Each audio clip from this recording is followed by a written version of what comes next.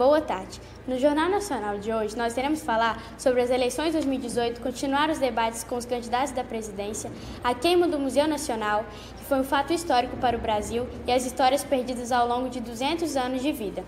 Algo que era realmente marcante dessa época no Brasil era a escravidão, o trabalho escravo em si. O trabalho escravo é caracterizado por condições degradantes de trabalho, jornadas exaustivas de trabalho forçado e servidão por dívida. A escravatura foi abolida pela Lei Áurea em 13 de maio de 1888, mas não deixou de ser um assunto muito importante que deve ser mais difundido na nossa sociedade. Agora, a nossa repórter Gisele Cassiani irá nos contar um pouco mais da realidade vivida por estes escravos. É com você, Gi. Olá, Andréa Cláudia. A escravidão foi e ainda é um problema sério no Brasil, um assunto que precisa ser colocado em pauta. Mais de 50 mil pessoas foram liberadas entre 1996 e 2015 no Brasil de condições de trabalho escravo. Hoje, as condições de trabalho análogo à escravidão são resultado, sobretudo, de relações irregulares em que empregados têm sua liberdade comprometida por conta de dívidas contraídas junto aos empregadores.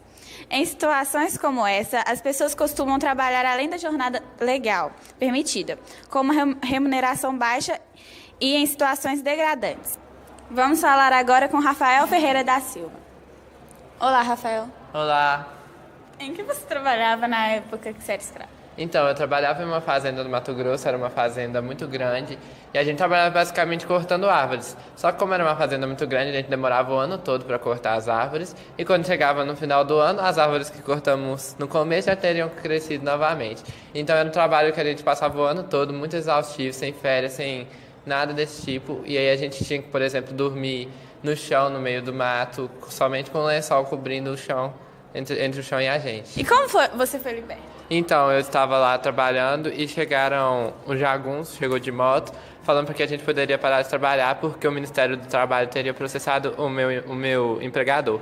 Aí a gente demorou um processo de 2 semanas, depois eu fui dispensado e ganhei uma indenização de 10 mil do governo.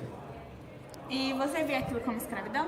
Então, quando eu trabalhava, não, porque eu tinha uma visão de que escravidão era somente aquele trabalho forçado, porque aquele era o único emprego que tinha na cidade que eu poderia me candidatar.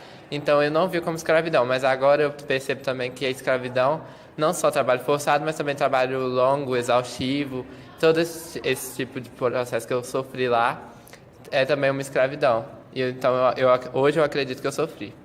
Muito obrigada, Rafael. Voltamos para a redação com a Andréa Cláudia.